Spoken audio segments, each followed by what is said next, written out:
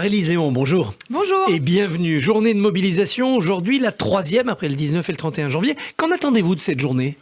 Une nouvelle journée de mobilisation, au moins aussi importante que les deux premières. C'est important que le monde du travail puisse continuer d'exprimer son désaccord à cette réforme des retraites. Donc voilà, c'est une mobilisation qui va être en plus la semaine d'ouverture des débats à l'Assemblée nationale. Donc c'est aussi important que dans la rue, on puisse avoir cette forte mobilisation. C'est une forme de pression sur les parlementaires. Laurent Berger, dans Midi Libre ce matin, dit que ce serait une faute démocratique de considérer que tout pourrait se passer uniquement au Parlement. Il faut aussi tenir compte de la démocratie sociale.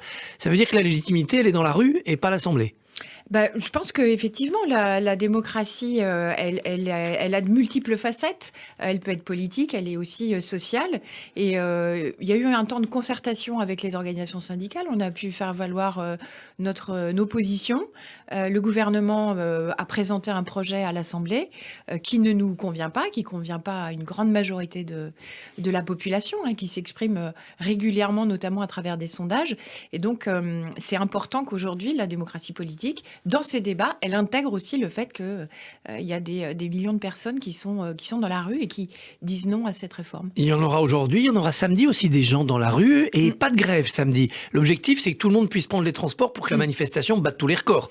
Alors, il y a deux enjeux à la journée de samedi. Un, c'est de pouvoir permettre effectivement à ce que les personnes qui ne feront pas grève aujourd'hui, 7 février, pour des questions de pouvoir d'achat, parce qu'en fait, on parle beaucoup de retraite, mais le sujet de préoccupation numéro 1 des travailleurs que l'on rencontre, c'est la question du pouvoir d'achat.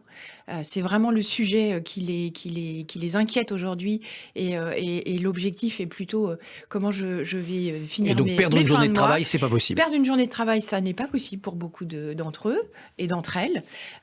Et donc là, on a souhaité en intersyndical proposer 2 dates, le 7 et le 11. Donc on est sur une semaine de mobilisation avec 2 dates et la possibilité donc de pouvoir, pour ceux qui le souhaitent, de venir le samedi dans un contexte que l'on souhaite le plus familial et convivial possible. L'unité syndicale pour l'instant est solide, à condition qu'aucun syndicat ne bascule dans les blocages, les grèves reconductibles. C'est ça qui tient l'unité syndicale ? Ce qui tient l'unité syndicale, c'est de tenir les principes que l'on s'est donnés. Un, c'est effectivement être dans un cadre de manifestation dans le respect des biens et des personnes. Ça, c'est impératif. Pas de violence pour l'instant. Pas de violence. Parce qu'on a un savoir-faire en tant qu'organisation syndicale. On sait organiser des journées de mobilisation dans un cadre sécurisé. Ça, c'est extrêmement important. Et de respecter et de se mettre d'accord sur ce que l'on décide ensemble. Donc, on fixe des journées interprofessionnelles. Et l'idée, c'est que l'ensemble des organisations s'inscrivent dans ces journées nationales interprofessionnelles. Est-ce que ça peut durer si l'Assemblée nationale, par exemple, dans 10 jours, vote une première mouture du texte? Est-ce qu'il ne faudra pas passer à un mode de grève reconductible, à un durcissement? On verra chaque chose en son temps. C'est pas exclu, quoi. Ça dépend un peu. Il y a beaucoup de choses qui vont se décider au fil des jours. Pour la CFDT, ce qui compte, c'est qu'aujourd'hui, dans le cadre du débat au Parlement, c'est qu'il y a un vrai débat. Je pense qu'aujourd'hui, il faut sortir des postures, il faut sortir des punchlines et de ce que l'on peut avoir comme vision un peu superficielle de ce qu'est dans ce projet de loi. Il faut aller au fond des choses et que les députés puissent véritablement débattre du fond.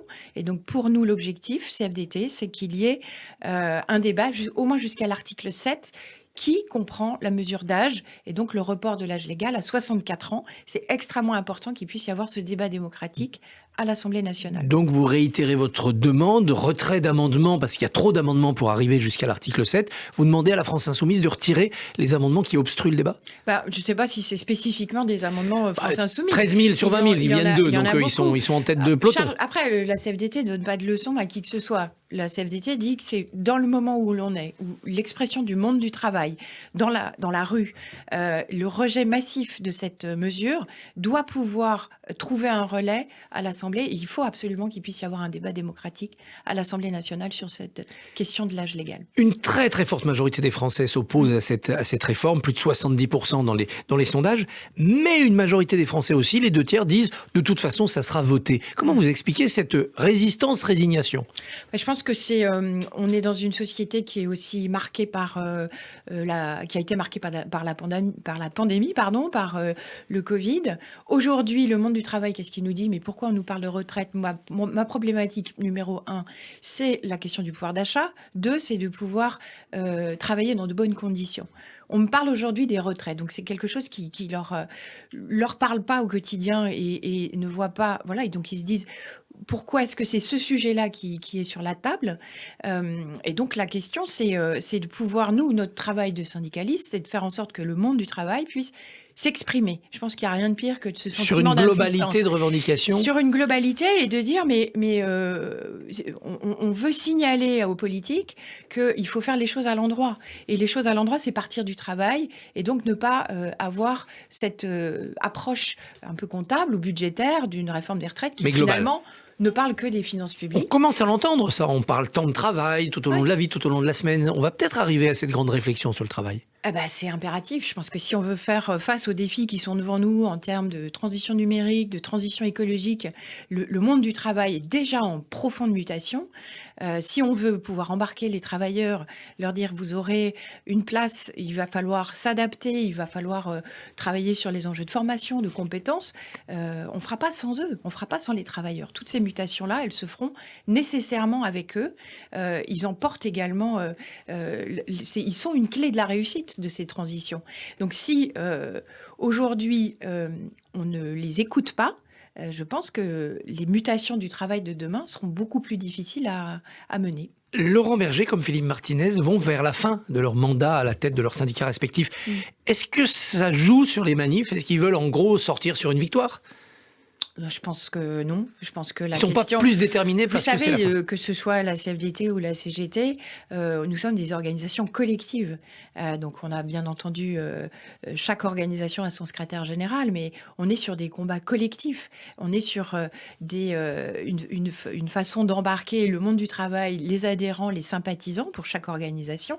Ce qui compte, c'est ce qui a été défini collectivement, débattu démocratiquement dans chacune de ces organisations. Et on l'a vu à la CFDT, le dernier congrès, ça n'a pas été simple. Et la question, c'est qu'ils ils incarnent nos organisations. Et ils portent la parole collective. Exactement. Quel est le plan de la CFDT pour financer les retraites? Parce qu'il y aura des déficits devant nous. Alors vous êtes pour une taxe sur les super-profits, vous êtes pour un impôt sur le revenu surélevé?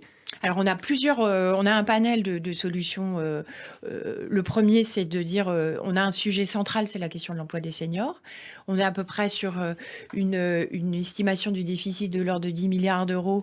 On sait que si on augmente de 10 points l'emploi des seniors, on résout ce problème financier. Très bien, il y a un index qui arrive.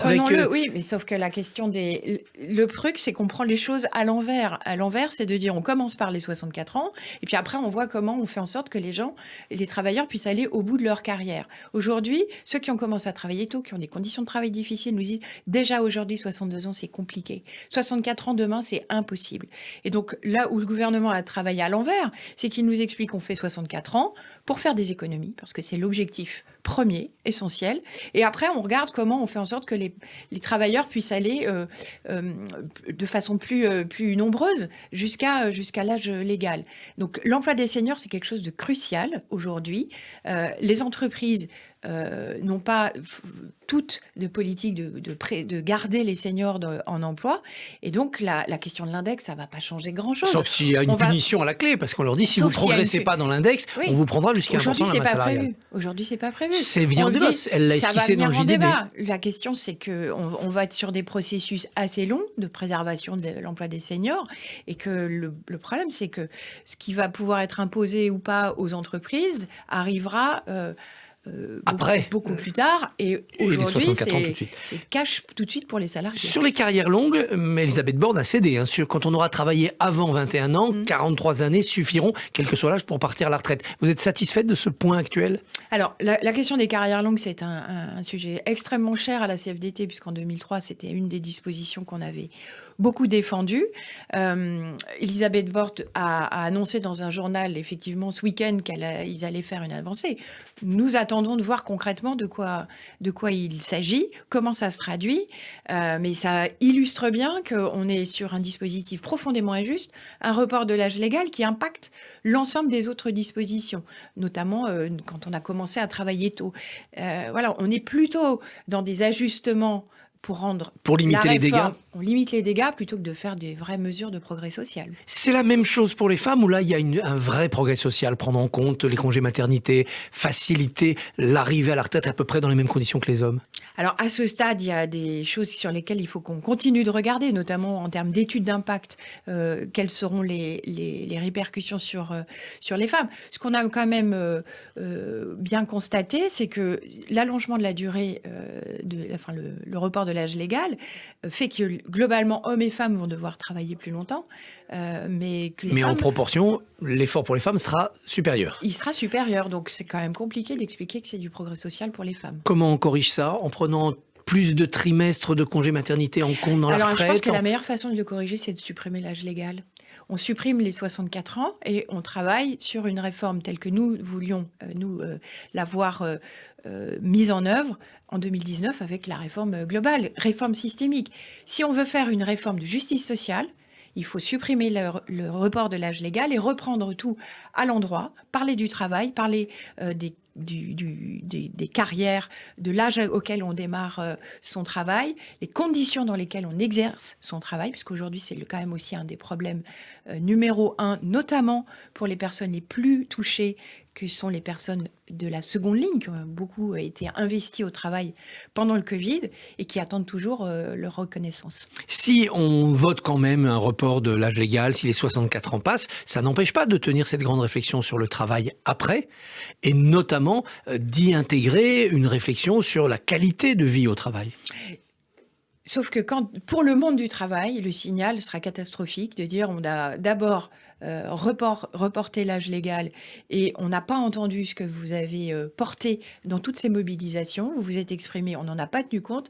On a décidé malgré tout d'aller au bout. Et puis après, on va essayer de voir comment on discute du travail. Je pense que en termes démocratiques, ça serait extrêmement dommage. Il y a une clause de revoyure qui pourrait être adoptée dans ce projet de loi avec en 2027 ou en 2028 un bilan comptable. Est-ce que ça a marché? Est-ce qu'on a rempli les caisses? Et est-ce qu'on peut adoucir? Ça vous convient comme méthode? Non, parce que la question, c'est aujourd'hui, le report de l'âge légal est profondément injuste. Donc, faire le constat a posteriori que la réforme a eu un impact extrêmement dur sur les travailleurs, ça n'est pas satisfaisant. Alors vous évoquiez cette réforme précédente, la réforme votée finalement en 2020 par un 49.3 juste avant l'épidémie de Covid, c'était la retraite par points. C'était une idée portée par la CFDT. Cette idée, elle est toujours viable juridiquement, elle est là dans le dispositif. Vous pensez que c'est un chantier qu'on pourrait remettre sur l'établi ? Alors, nous souhaitons, oui, effectivement, parce que le report de l'âge légal tel qu'il est pensé aujourd'hui, c'est pour des questions budgétaires. Et on le voit au fur et à mesure où on tire le fil sur les carrières longues, sur le minimum contributif, sur la pénibilité qui n'est pas encore suffisamment prise en compte. On se rend compte de toutes les situations individuelles d'inégalité qui persistent. Et ça, la retraite par points, c'était du sur-mesure. La retraite par points, c'était du sur-mesure. C'était la retraite à la carte de la prise en compte véritablement des parcours de vie, des parcours de travail des travailleurs.